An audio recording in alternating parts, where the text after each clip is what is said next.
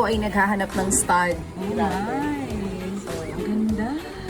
May gusto ipatry sa akin si madam. Paano siya? Hindi ko makuha, madam, kung paano. Oh my God! Oh my God, mga be, ang ganda nito. Oh, ito yung isa. May halo. Ganda. Bukod sa pagtingin ng mga alahas, ito pa yung isang main na pinunta natin. Magpapa-appraise tayo! Ano mga pinagkakatago-tago kong gold? Hindi na natin kinakailangang iuri, madam. Original na Japan. Pag sa akin mo binenta now, ha? Yan. Uy! Oh, Kumita yeah. mo! Oh, yeah. Diyos ko po, pag nangailangan pala ako ng pera, dito lang Yes. ako pupunta sa'yo. And then, so, ito talaga yung market value niya ngayon. 130. Dito kayo magpa-appraise, 156. 156. Next, ito. So, ang tawag dito ay... Heartbeat! Yes!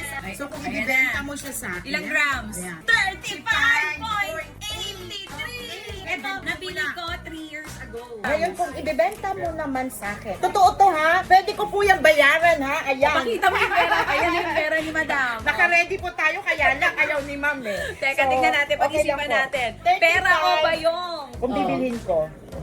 Hoy! O, bigay mo na sa akin, madam. Hoy, sobrang! Oh, diba?